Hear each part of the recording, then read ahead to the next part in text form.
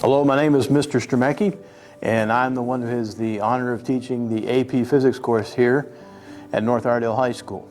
I want to make sure that you understand exactly what's required for taking AP Physics, and I also want to take care of some misconceptions about taking AP Physics. A lot of people think that you have to, in order to take AP Physics, you have to have physics first, and you do not. AP Physics is one of the only AP courses in science where you do not have to have a prerequisite in that same material. So in other words, you do not have to take physics first before you take AP Physics. That's my job, to teach you from knowing absolutely nothing about physics to take you all the way up to the collegiate level. That brings up an important point, and that is if you were to score on the final exam, if you scored a 3, 4, or 5, depending on what college you apply that to, what kind of credit is that going to go into in that college? Most of the time, AP Physics 1, which is the algebra base, which is what we teach here, that will get transferred over as either a general physics credit or as a general science course credit, okay? So we do not have to have physics before you take AP Physics. So if you're sitting there dreading wanting to take AP Physics, but you sit there going, I haven't had physics yet, you don't have to have it. Okay, I have to teach it from the very basic level of no physics knowledge all the way up to that collegiate level. And we have a good time doing that. The next thing is, the only thing that there is a requirement for the course is actually a math. You have to be in or already be done with pre-calculus. That's the only requirement for this, for the physics class. The next thing, and we already talked about the college credits going in, the course does run over both semesters, okay? It does run over both semesters. Now there are other options. This is the AP Physics 1 course, which we traditionally have offered here. It's basically all of the mechanical side, classical mechanics as they like to call it, in physics, which means we're going to be studying motion, in energy, work, power, and we will touch just slightly, begin to touch at the very end on a little bit of electricity and magnetism, but just to give you a little bit of flavor in case you decide you want to sign up for AP Physics 2. In AP Physics 2, we go over a lot more detail as far as the waves and electromagnetics and a little bit of optics, so that's a little bit more exciting if you're interested in that part. The only other third choice is AP Physics C. AP Physics C is it's the classical mechanics, but it's all calculus based, okay?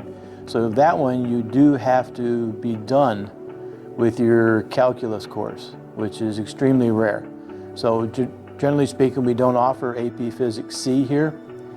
And AP Physics 2, if you're gonna try a college level physics course, you really want to try the mechanical side of it. So that's why traditionally we offer the AP Physics 1. If you have any questions and you want to know the detail of the information of what's being covered in AP Physics 1, of course you can go to the College Board website and type that in, and they'll give you a nice simple outline that's easy to find, or you can email me and I'd be glad to send you the information on that class. If you have any other questions or want to know what the course load is like, what kind of things are we going to cover, I'd be glad to answer any other questions. The only other thing I want to talk to you about is my goal in what this class, how this class is getting taught.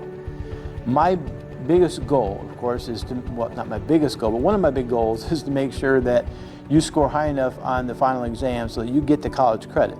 You've been working so hard for most of a year, you deserve a good shot at having some college credit transfer, and to earn that, since you've worked so hard for it. The next thing is to prepare you for more challenging classes in college. Okay, that is one of my primary goals. There are so many students who go into college and they're just not ready for that rigor.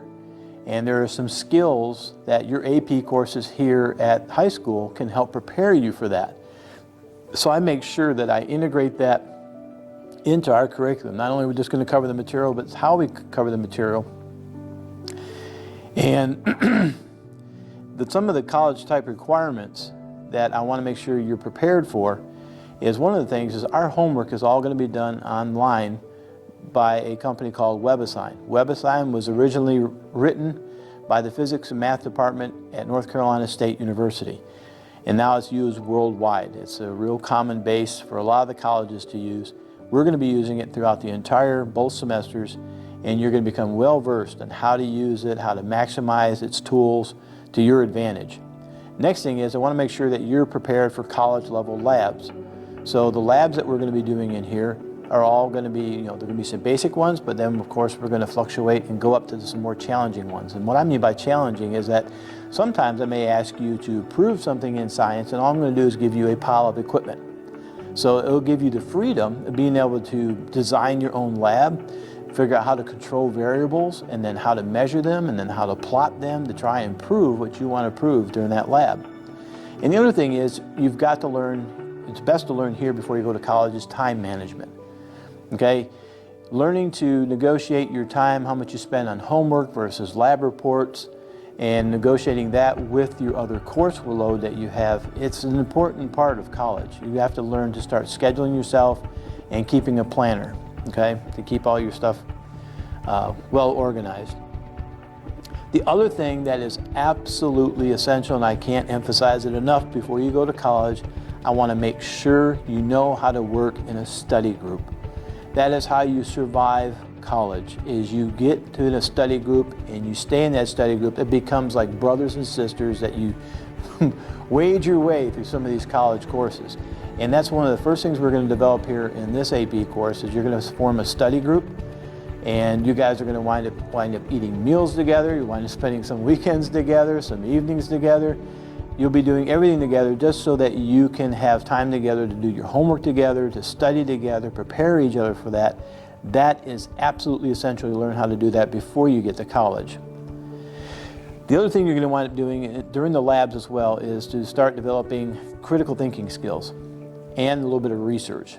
We're going to be doing a couple of projects in here, and one in particular is going to be a little bit of a research project where you'll have some freedom to kind of explore out into a research area in physics, and you're going to wind up developing some pretty strong thinking skills along those other high-level labs we're going to be doing. So, if you have any questions, I'd be glad to answer them for you. I kind of biased. I think physics is the funnest subject in the entire world. I tried to make this class extremely fun for you. It's going to be rigorous, it's going to be tough at times, but remember, I am always, always, always here to help you out. And you've always got your study team, which are going to become like brothers and sisters to you. They're going to be there also to help you out. Okay? If you have any questions, please contact me. I'd be glad to help you.